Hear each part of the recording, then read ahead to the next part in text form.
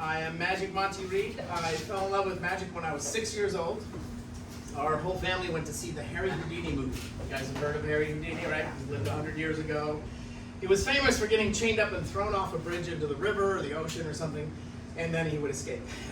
And after watching the movie, I explained to my brother and my sister that that's what I wanted to do. Now, I was 6 years old. All right, so we got some young kids in the house. Want to make sure your parents keep an eye on the kid. Last month they did sword swallowing, so don't try that without any training. My brother rounded up all the bike locks and chains in the house and chained me up on my wrists, my elbows, my knees, my ankles, and put me in the toy box and locked me in. I was 6. I'd only seen the movie 3 hours before. I had no training, no information, except I believed I was going to escape. And fortunately, my sister, she's a level-headed one. She worked at a bank in the mortgage business and went to law school. She got my brother to let me out, so I didn't die. So anyway, don't ever try any of this stuff without any training, okay? All right. So I got a book on magic, and then 3 months later, I did my first magic show for a senior living community down in Wallingford, down in Seattle. And had a blast. It was fun. I did that for about 10 years. And then I went into the Army for 4 years, and I got to work at NASA. And at the NASA robot lab, they had a thing called brain-computer interface, which looked very much like mind reading and telekinesis, because it would read your thoughts, and then it would make robots move. It was so cool. So I had, excuse me, I read the book. One of my first tricks I was trying to do is that trick with the hat and the rabbit. And I call it a Durning-lissability. It's a Les Dixion. And I don't know how to actually say it or how to spell it, but that's what I call it. And it just means that I do things a little backwards. And so I studied the book. I had the rabbit and the hat. And so this is Harrietta the rabbit, and I would pull the hat out of the rabbit. And they were like, no, that's not how you're supposed to do it. So I was like, back to the drawing board, looked at the book again and realized, oh, that's a little different. The book was written basically about 100 years ago. And back then they had the top hats and they had the dancing canes. And so they would also have the zoot suits. The girls had the flapper skirts. And so they would dance around and they would take the hat. You have the hat and a wand. And then you can reach into the hat and just pull out a rabbit. So there's Peter. That's our Peter rabbit. Say hello to Peter. Little baby rabbit. He's kind of shy. And so the deal is he gets to teleport in. He doesn't like the airplane or the car. On Thursday morning at 4 a.m. I got up to go to the airport in New York and flew out here to come do a few shows. So on Monday I fly back to New York. So I grew up here in Seattle, but I now live in New York and I come back every month to do shows. So the deal with Peter is, since he's shy, he gets to say hello, gets to pop in on us, and then we're going to use this teleportation box to let him go back home. All right?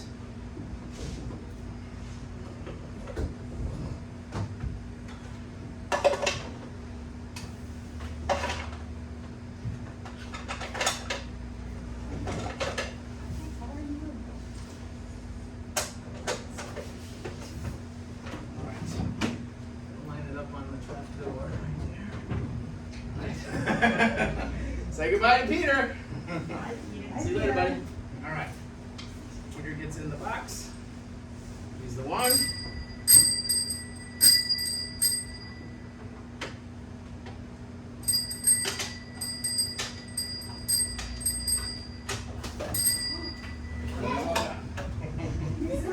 Just like that. Nice. Thank you. Thank you very much. Now, I mentioned Harry Houdini. And he would do these chain escapes and handcuff escapes. And so I brought with me some chains. Do a little bit of fun. I need a volunteer that will chain me up. I need somebody that can help. Come on up, Finn. Give Finn a hand. All right, so we're going to do this. Turn that key. And it should unlock. There we go. It's unlocked. All right, you leave the key in there for now. And then I'm going to have you hang on to that. And you need to bring this part, the shackle, and put it into the chain right here, close to my skin.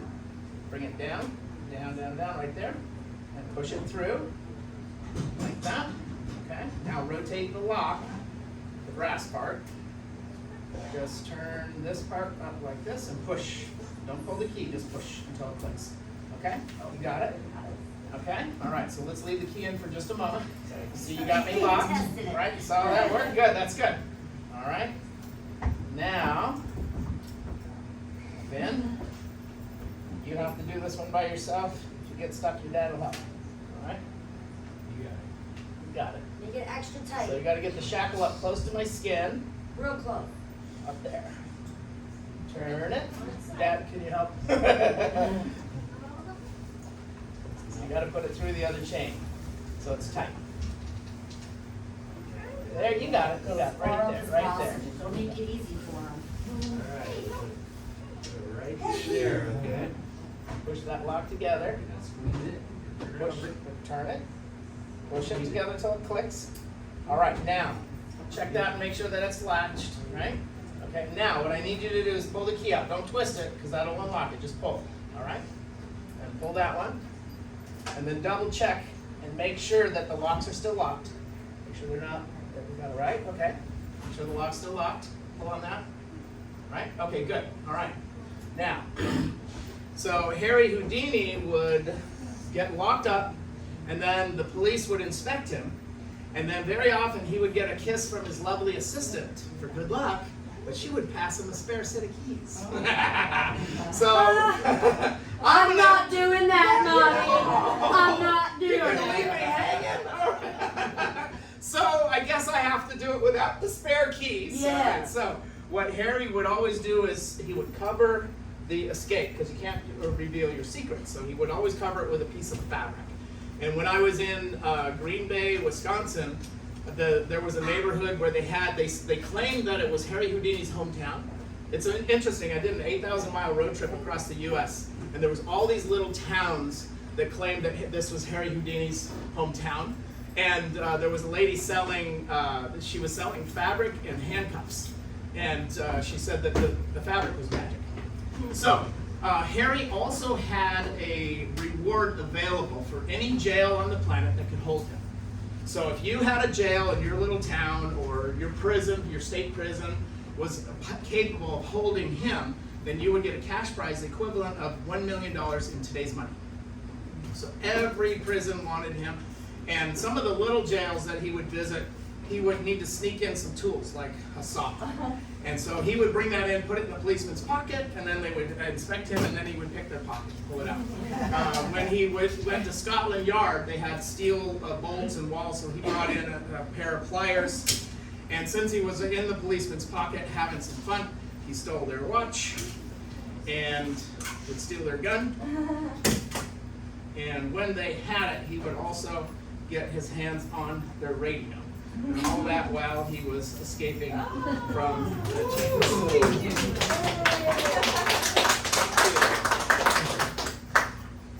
There we go. All right. So my grandmother, she told me that you should always, whenever you have a job interview or you're meeting with anybody with authority, you would want to try to, shave, make sure that your hair is cut really well, and you want to wear a nice watch, not a Rolex, because then you look suspicious, like a drug dealer, but just a nice watch, right, that's not beat up. And if you can't wear a suit, at least wear a sport coat, right? And so I found that with TSA, that it helps. It really does. Sometimes it doesn't, but for the most part, if you're dressed nice and you're polite, they let you go through. Problem is, if you have anything suspicious in your luggage, like this, or rabbit eyeballs staring at them through the x-ray monitor, they're like, "Sir, can you explain this?" I tell them I'm a magician. At first they didn't know, but now I've been going back and forth from New York, and there's this one TSA line to the right, and I was trying to get there because the guy's like, "Oh yeah, the magician, yeah, just go ahead." But if they don't know me, they make me get in the other line. They tear all my stuff apart, and so I got to get it back together. And this time it was a different guy. He didn't know me, so he made me get through the line. And so I finally got all my stuff back together. I was going to miss my flight, but this woman came out of the back room with a clipboard, and she said, "We have an emergency bulletin. If you have any of these 3 items, I need to see you now." And she said, sir, I noticed you're wearing a watch.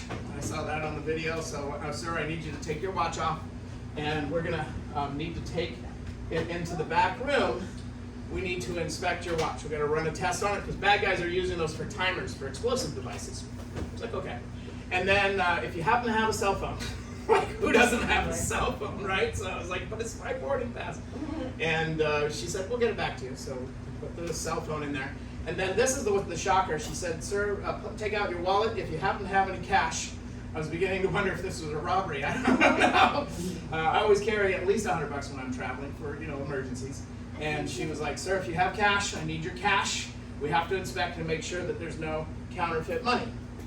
So she took that in the back room, and she was gone forever. I was like checking to see what the next flight was, and I had a flight. I was going to land at 11, and I had a show at 2 o'clock in Renton, so I had to get right there. I actually got delayed, and I started that show late. But anyway, I made it. Finally, she came out of the back room after I'd already left. I was like, I got a receipt. I'll get my money back. It's the government. It might take years, but at least I'll get it. And I started heading the gates. I was about 50 yards away from TSA. And she comes out of the back room and she says, sir, your items have been cleared. I said, thank you very much. And I turned around and kept going. And she's like, no, sir, you have to get your items out of the bag. I said, thank you. The bag's empty. I already got my watch. I can see it's time for me to go. My cell phone has already been returned to my pocket. And that cash that you took from me has already been returned to my wallet.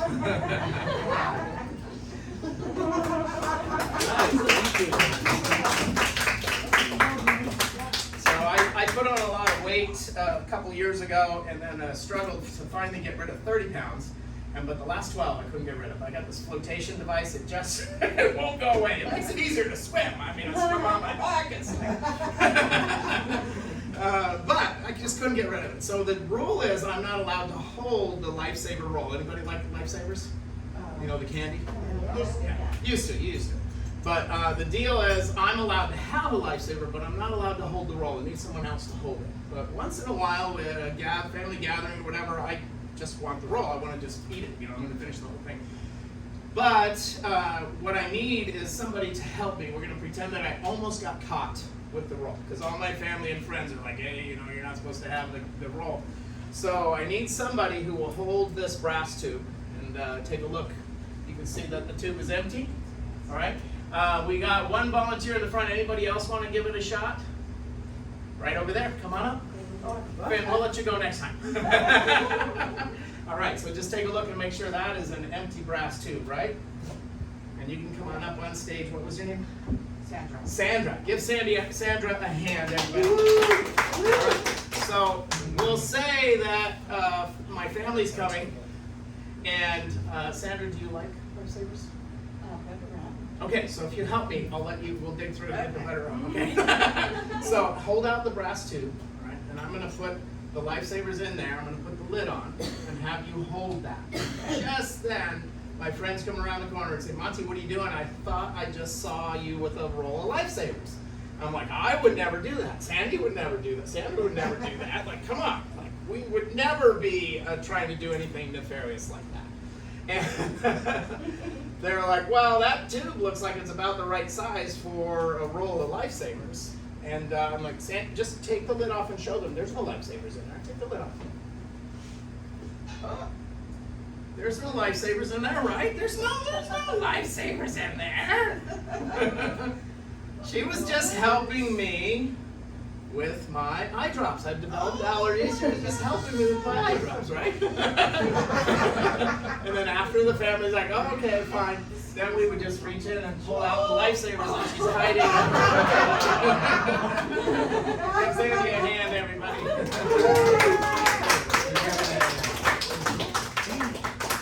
So I have a fun magic trick I like to do with coins. I call it the sneeze coin. And so you got to pull a coin out. And I've had some kids 5 years old and younger, when I tell them in the olden days we used to use these for money, they would laugh. Because a lot of the kids got the Apple Pay and Google Pay on their phone, so a lot of kids actually don't play with coins. I think it's sad, because I love coins. But the key is to pretend that you're allergic and make exaggerated body signs. Because you know how the kids like pull my finger and any of those, anything with exaggerated fun noises. So the trick is to sniff the coin and then pretend that you're allergic to it. Just make as much noise as possible. And the sneeze coin, it creates a vortex and causes the coin to disappear. So watch closely. It vanishes just like that. Thank you. So I have these cards that have been in this wallet for about 13 years. They spend all their time together, face to face. I like this all the time. And in physics, they say that these items can be quantumly entangled because they spend all their time together. Quantum entanglement, Albert Einstein called it spooky because he spent his whole life, his whole career, proving that nothing could travel faster than the speed of light. But two quantumly entangled particles can communicate instantaneously, and it blows away all of his theories. So he's like, well, nothing except for particles that are quantumly entangled. So these two cards are quantumly entangled, and if you were to put one on a space station and the other one's on the ground, and you flip the one on the ground, the one in space would flip at the same time. Wow. And they've been able to prove this in experiments on airplanes and space stations, and it's just different parts of the planet. It freaks people out. Even Einstein, and he called it spooky. So, what we're going to do is try to access what I call your mind-blanking powers. And there's a little story here. I went to India a few years ago, and it was 2012, and I studied with a guru master over there. He was sitting on the floor, crisscrossed, his legs crisscrossed. He thought he was so funny. It's like, Monty, you have to do this, but you can't. Not like me. I was like, what are you talking about? He says, I'm sitting Indian style. Because he's from India, he's Indian, we're in India, you know. It's like, he's like, you have to call it applesauce. He thought it was so funny. So I said applesauce, and he said Indian style.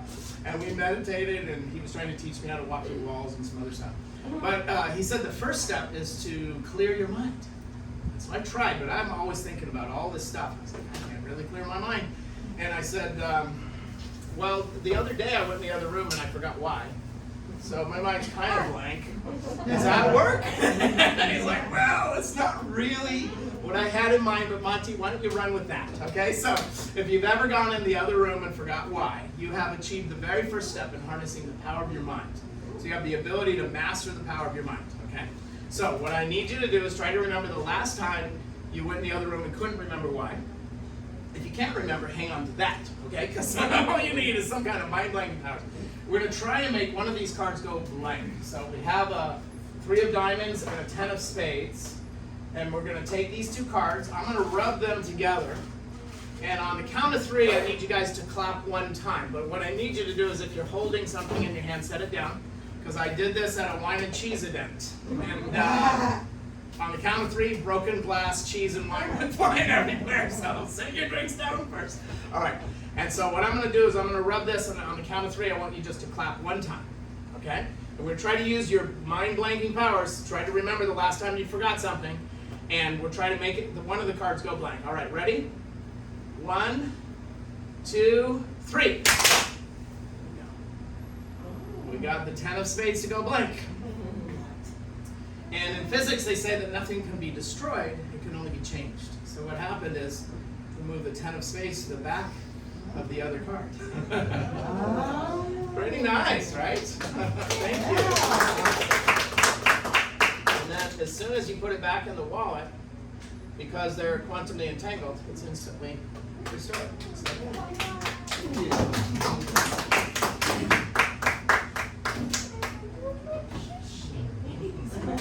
That's right. So I live in New York, and just 2 hours away is Springfield, Massachusetts. They had a bunch of storms last 2 months ago, and the Appalachian Trail was flooded. There was all this just horror, like they had rivers running through the middle of towns and stuff. And so a friend of mine, he's doing a fundraiser right now, or was, to try to raise money to fix the roof on the community center. And the rainwater was leaking all over his table where he's setting up his magic. So he set up, it's kind of like an umbrella, but it's upside down. Imagine a big funnel he put over his table. So like an umbrella, it got flipped inside out. and he had dumped out as much water as he could put into the other tanks, but there was no more room, and so he asked me if I would help by using a wormhole to get the water to come out of that umbrella over his table and land in this vase, all right? So we'll get a little bit of the water out, and then we'll wait for it to come through. There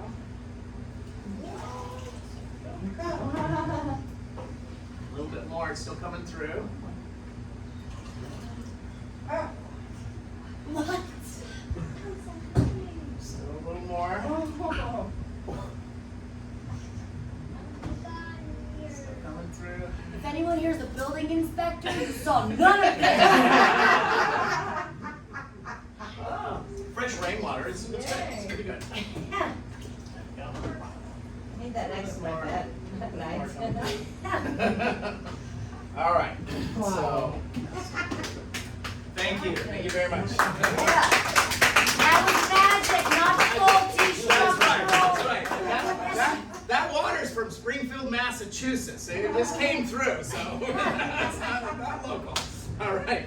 So I was telling you about the candy and weight issues, and I have problems with the candy bowl. Because at my grandmother's house, the candy bowl, you can just keep digging in.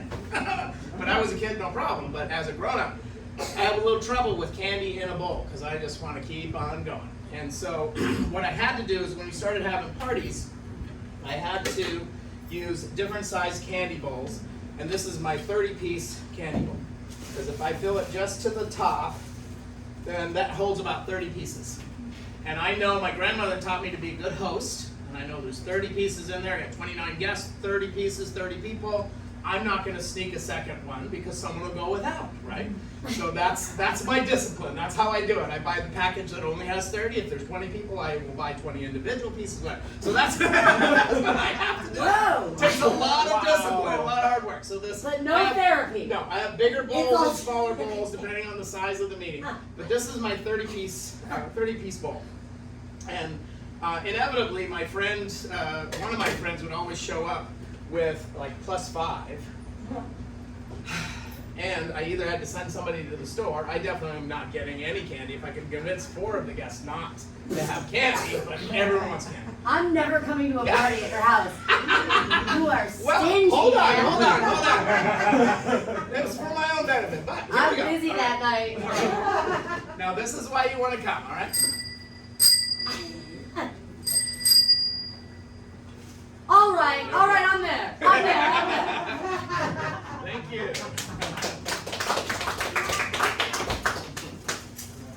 Nice. All right. Okay, I need a volunteer to pick a card. All right. Oh, you brought some candy. Thank you. All right. You want to pick a card? So I'm going to go like this. He's here. Why not? He was being helpful. So Finn, I'm going to go like this, and you just stick your finger in, okay? And this, it will not be this card. It'll be this one that's face down. Okay? You ready?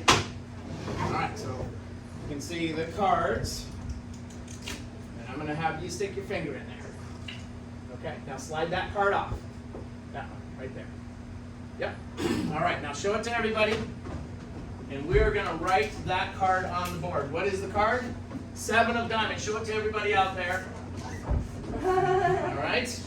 Now, we're going to do, and I still need your help. 7 of diamonds.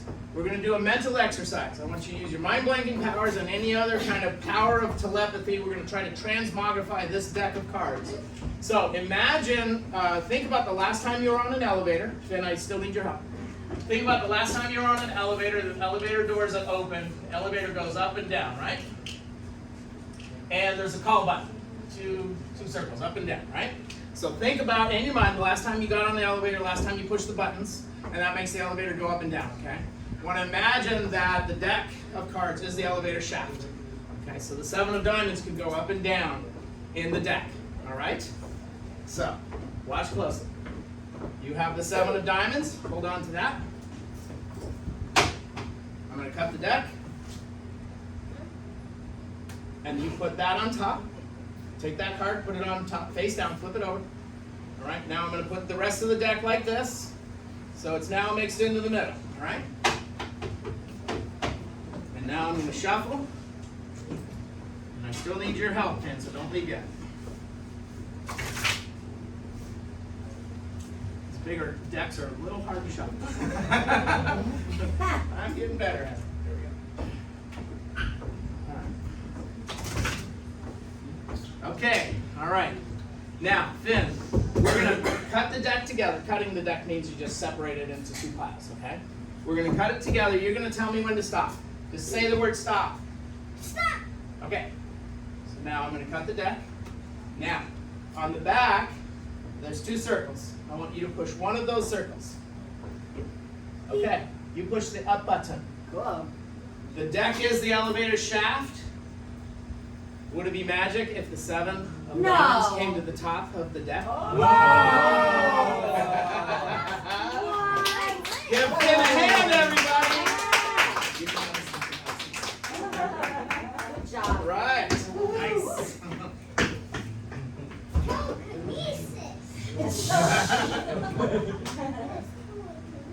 Nice. Okay. Now we're going to vote on a card. We're going to all pick a card together.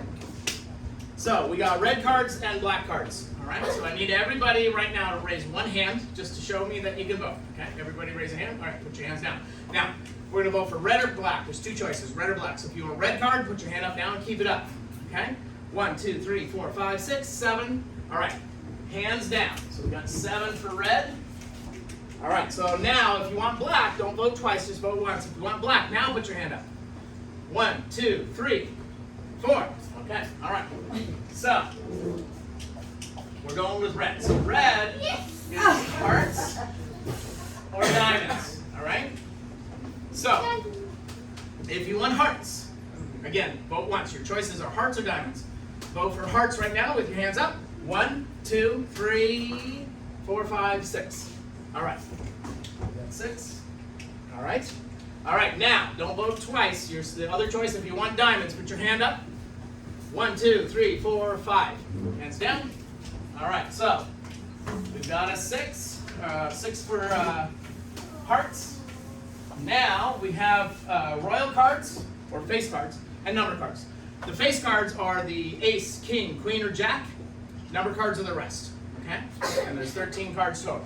So if you want a number card, everyone, now this is your choices are between number cards and face cards. So if you want a number card, put your hand up now and vote. 1, 2, 3, 4. Okay, hands down. That's for numbers. And if you want a face card, this is your chance to vote. Hands up.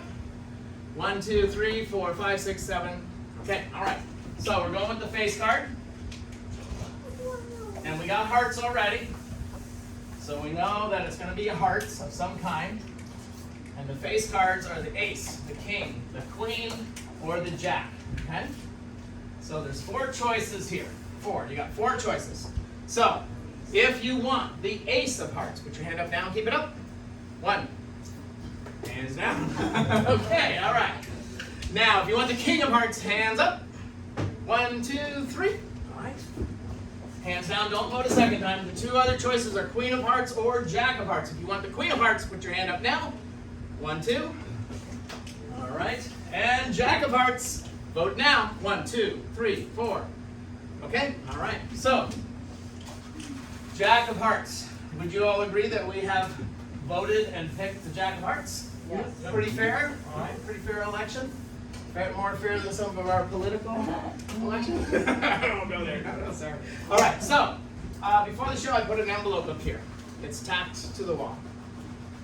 Inside here is a deck of cards. And you all picked the jack of hearts. Right.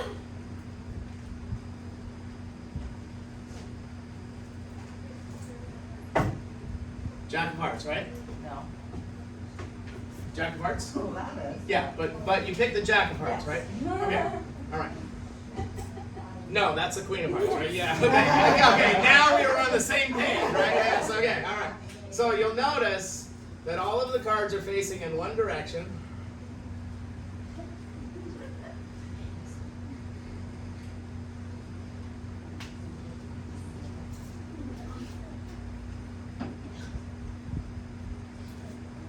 except for one card. Wow!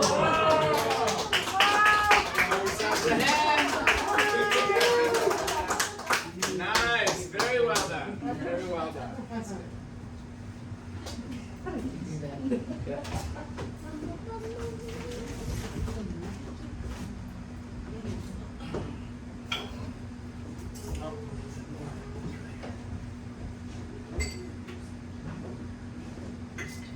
Yep. That rainwater tastes pretty good. It's rainwater, it's really good. All right. Okay, so let's see. How many of you have thrown something in the recycle bin, but you miss and lands in garbage? So what do? You save the planet, you go dig it out, wash your hands, right, and you put it in the proper bin. I thought, wouldn't it be nice if we could have recycled garbage bags that would teleport, like they would filter it for us, right? Yeah. And so I started working on this prototype with these guys at the physics department at UW. And we developed these bags, and they were designed to teleport. So if you accidentally throw a recycle item into the garbage bag, it would pop over and land in the recycle bin. The problem is when we did a test and put the bags on the truck, they would teleport through and fall on the ground, so the truck would drive off and we couldn't get them to go anywhere. So we haven't figured it out yet. So right now we got a little spray. This is a prototype. And so I need a skeptic to inspect the bag just to make sure that this is a real shopping bag. Would you take a look at that, Finn? And just make sure there's no Velcro in the bottom, no magnetic flaps or buttons. There you go, no zippers. It's a solid grocery bag, right? All right, come on up here, Finn, and hang on to the bag, okay? Now, what I'm going to try to do is I want everybody to, on the count of 3, I'm going to have you clap. We're going to try to get a cup to teleport through this paper bag. Would that be fun? Yeah. Like to see that? Okay. So, I'm going to take this cup, let me take the bag, and I'm going to put the cup inside, and I'm going to have you hold the bag. And then hold it up like this so everyone can see it, all right? Now, on the count of 3, I need you guys just to clap one time. Again, if you're holding wine or cheese or anything else, set it down. And Whoa, we've got wine and cheese here? So, Cool. on the count of 3, I'm going to have you guys clap one time, and I'm going to try to get that cup to teleport right through the bag. Okay, so some skeptics are like, well, there is a trap door there, but you are a magician. So I'm going to let you guys vote. Do you want me to teleport it through the bottom, the top, the side, or the other side? Side. Side? So this side or this side? Left. Over here. Yeah, Like the this. one that's most uncomfortable for you physically. Okay, here we go. Okay. We'll go like this. Okay, all right. Okay, so I'm going to try to get the cup to teleport on this side into my hand. On the count of 3 when you guys clap. Would that be magic? Would that be fun? All right, so ready? In fact, let's double it. Let's do this. We're going to have, there's a cup inside. We're going to have that one teleport into my hand. I'm going to take this other cup. I'm going to crush it.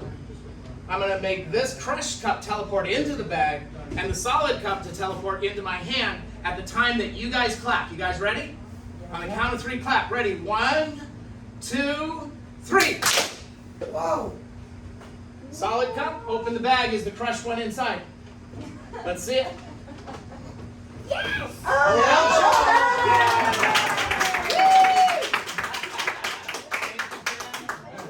Good job. Give him a hand, everybody. Thank you. Nice. Nice. All right.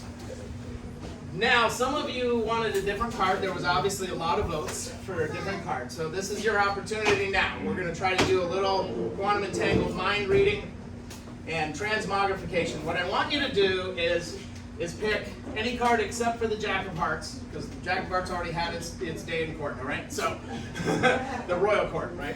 All right, so now what I want you to do is you can name your favorite card or one of these cards that is passing by right now. So you can pick one of these cards and hold an image of that card in your mind or your favorite card. So it can be any random card or it can be one of these, all right? So if you can, everybody just think of a card, and once you've got it, just give me a little nod that you have picked a card, okay? Has everyone picked a card? Okay, good. All right, so on the count of 3, I'm going to slap the deck. You guys are going to clap one time. We're going to try to bring all of your cards to the top of the deck. Would that be fun? Yes. All right, we're going to use your mind-blanking powers. So remember the last time you couldn't remember something. And if you can't remember, hang on to that, right? And on the count of 3, I want you to clap, and we're going to bring your cards to the top of the deck. Ready? Mind-blanking powers on the count of 3. 1, 2, 3, clap! Here we go. Use your mind-blanking powers, and... Oh, okay, you proved already you're really good at that's the second time that you made a blank card. That's really good. Okay, joke's on me. Okay, now, we know that works. So, what we want you to do now is the card that's in your mind, get it to come to the top of the deck on the count of 3. You guys ready? Think of your card, not a blank one, but your card. On the count of 3, we'll bring it to the top of the deck. Ready? 1, 2, 3, clap. Here we go. They're all there. All 52 cards. We got your card, we got your card, we got your card. You know what's really fun? I get 3 people up here and I say, is that your card? They're like, yep, is that your card? Yeah, baby. All right, thank you guys so much. Little magician humor.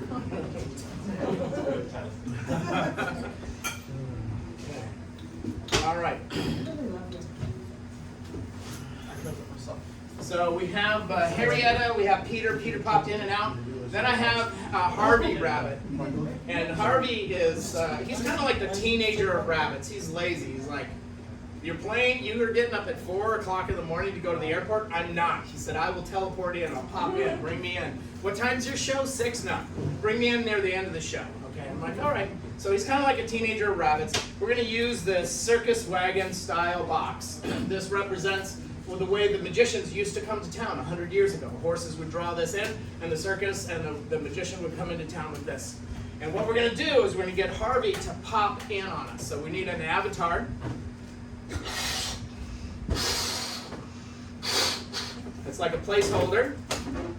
It's got to kind of look like it, just a little bit.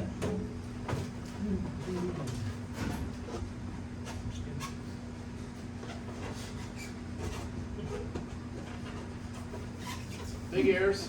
There we go. So that is our avatar placeholder of Harvey. We're going to try to get him to pop in on us. Okay?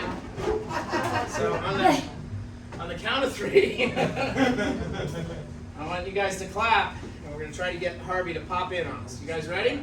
On the count of 3, ready? 1, 2, 3. Whoa. Harvey to pop in. Come here, buddy. Come on, it's all right. He just landed. There we go.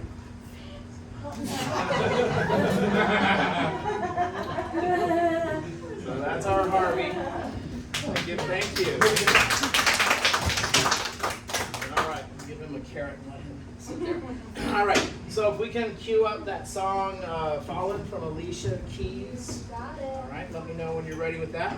And then in the meantime, okay, go ahead and cue it. What I need you guys to do is think about when you went swimming as a child, and you're finally ready to get on the high dive, and you're waiting, and you're cold and wet, and it's windy, and the kid's up there, that dramatic one.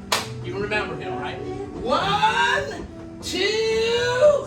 Okay, this time I'm really gonna jump. I'm really remember the kid. You know what I'm talking about, right? He's like, 1. He's always excited. 1, 2.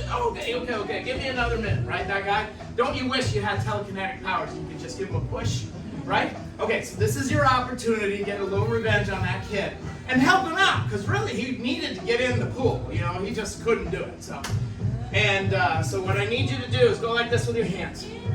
You're gonna create stabilization waves. I'm going to try to balance this deck of cards. So keep those stabilizing waves like this. Here you go. There we go. Stabilize. There we go.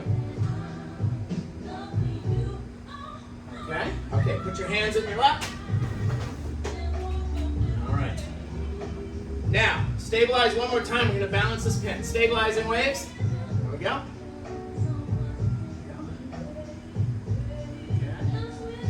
Okay, put your hands down. Now, in contrast, again, that kid, you want to knock him off, so you're going to go like this to knock him off. Pretend this is that kid on the high dive, and you want him to jump. All right, so disrupt. Come on, buddy. Come on, push.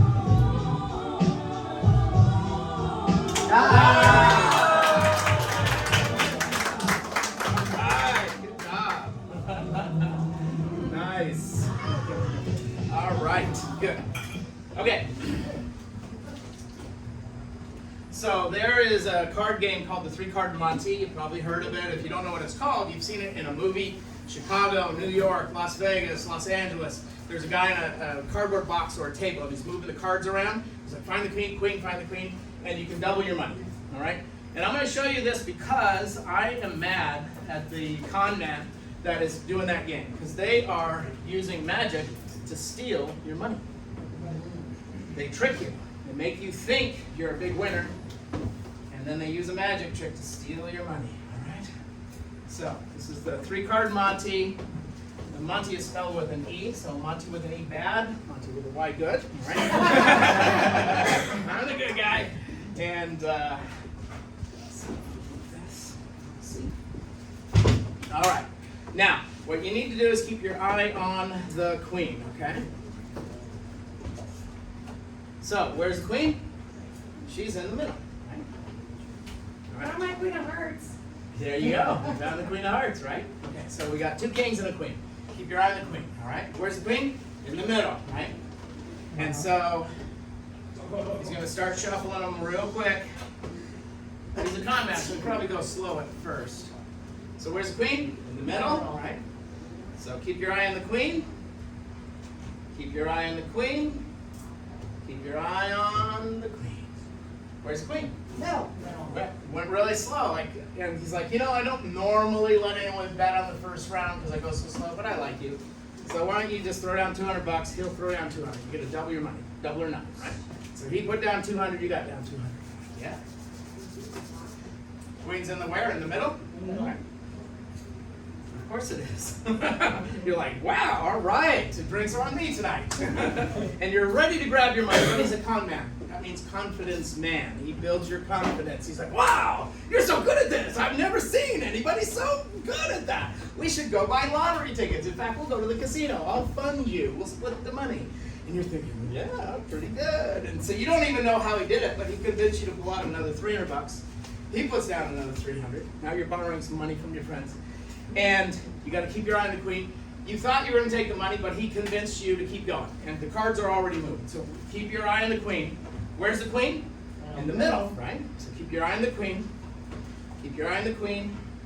Keep your eye on the queen. Keep your eye on the queen. Where's the queen? In the middle. He's like, you know, I really like you, so I'll let you, if you want, I'll let you bet another 500. You're like, yeah, you went so slow, of course I'm going to bet another 500. He puts down 500, double or nothing. You're like, wow, this could pay for the whole vacation. And, of course, you won. You're thinking, man, not only this vacation, but maybe the next one too, right?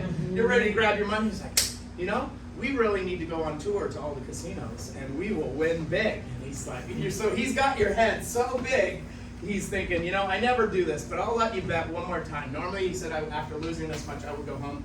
But I'm going to give you another chance to make some more money. He says, I still got some cash here. And so he convinces you to borrow some money from your friends. You throw down another 500. He throws down another 500. Where's the queen? In the middle, right? So, it's like keep your eye on the queen. Keep your eye on the queen. Keep your eye on the queen. Keep your eye on the queen. Where's the queen? Nowhere.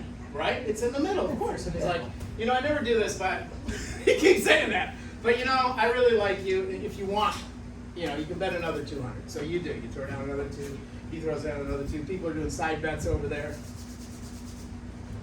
And then he shows you that the queen has moved. No. And you're in shock. You're thinking, oh no, I had 2 vacations. But all you see is he grabs the money, he leaves the cards on the table. And then he's running away. He's running away with the money.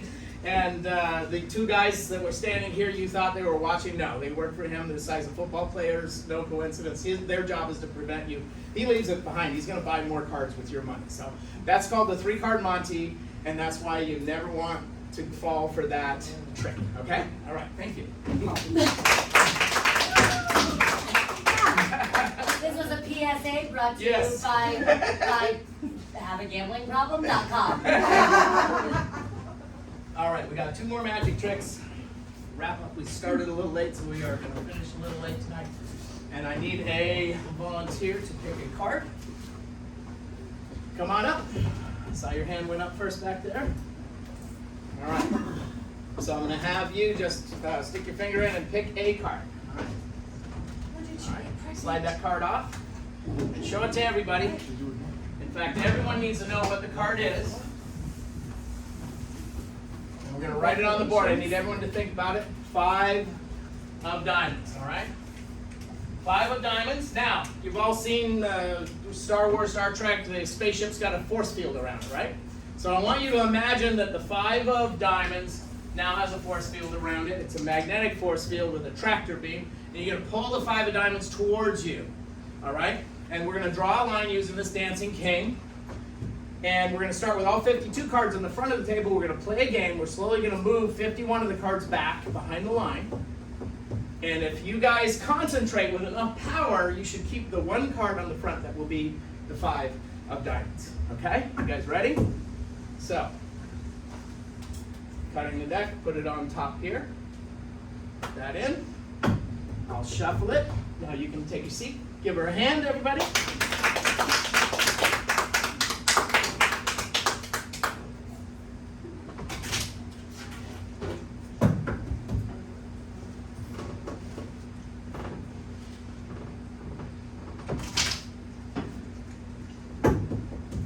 All right, do one more shuffle.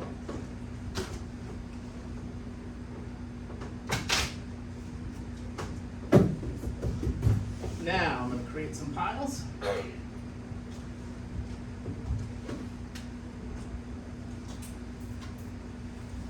All right, now the way the game works is I'm going to come down like this, and as the wand is coming down before it hits the table, anyone in the room can say the word stop. If you say stop, then that pile moves behind the line, okay? So keep in mind, you want to tractor beam the 5 of diamonds towards you and protect it. That is the 1 card that's going to stay in the front of the table. The other 51 cards are coming behind the line. You guys ready? Here we go. Stop. Stop. Stop. Stop. Stop. So,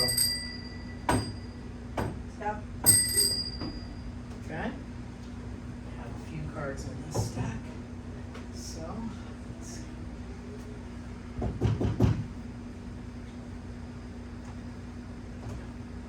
All right. Okay. Stop.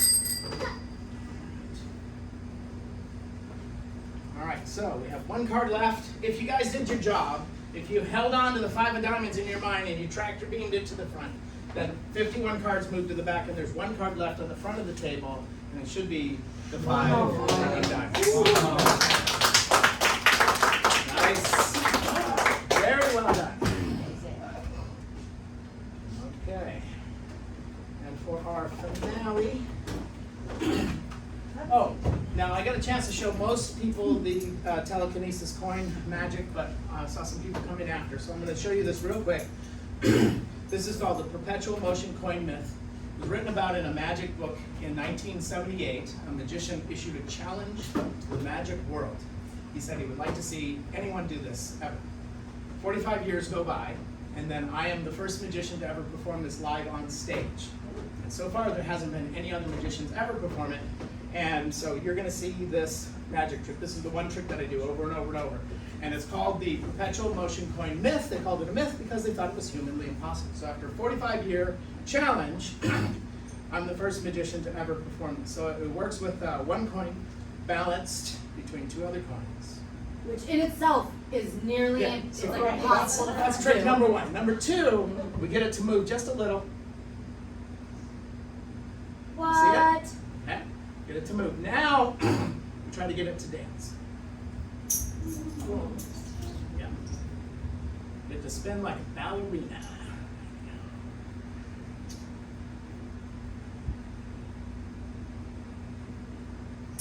Ugh. It's so hard. Thank you. All right. Now I'm going to try one other thing called the flip, which I invented because I thought, why not add to it? So, get it to move.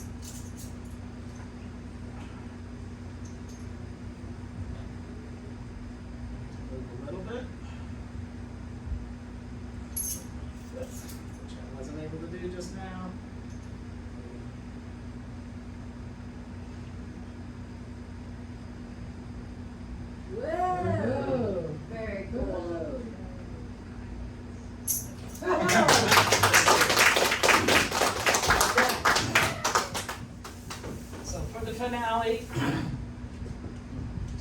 losing my voice. We're gonna make a random number that is 1 in a million. So it's gonna be 100,000 and something. So I need 5 people to pick a random number, single digit. You get to pick one. But single digit cannot be a 1, cannot be a 10. It can be a 2, 3, 4, 5, 6, 7, 8, or 9. So what is your number? 109. A single digit. 2, 3, 4, 5, 6, 7, 8, or 9. 9. I saw a hand back there. 7. 3. 9. 4 and a 9. All right. 197,349. Would you all agree that we have randomly selected a number that is 1 in a million? Yay. All right. Now, 13 years ago, I started trying to do this, and I would write the number down on a 3x5 card before the show. And then you guys would come up with the number, but I would get them all the numbers, but in the wrong order. And people are like, that's kind of nice, but it's not magic. It'd be magic if that number was in here, right? However, I talked to the folks at the math department at the University of Washington and said, oh, you have that Durning listability, less Dixia. You have to apply the less Dixia tangent. I was like, oh, what's that? He says, well, you need 4 numbers with 5 digits that add up to the number. So before the show, I put a single, not a million, but 1 3x5 card in this envelope. And it has 4 numbers that have 5 digits each. And so we will write the numbers on the board. We have a 3, 6, 6, 5, 0, 4, 7, 6, 2, 7, 8, 6, 2, 3, 8, and a 2, 6, 8, 3, 4. Now, you can use your calculator if you want, but I'm going to add it up old school. 0 and 7 is 7, plus 8 is 15, plus 4 is 19. Carry the 1. 1 and 5 is 6, plus 8 is, 2 is 8, plus 3 is 11, plus 3 is 14. 1 and 6 is 7, plus 6 is 13, plus 2 is 15, plus 8 is 23. 2 and 6 is 8, plus 7 is 15, plus 6 is 21, plus 6 is 27, carry the 2. 2 and 3 is 5, plus 4 is 9, plus 8 is 17, plus 2 is 19. 197,349.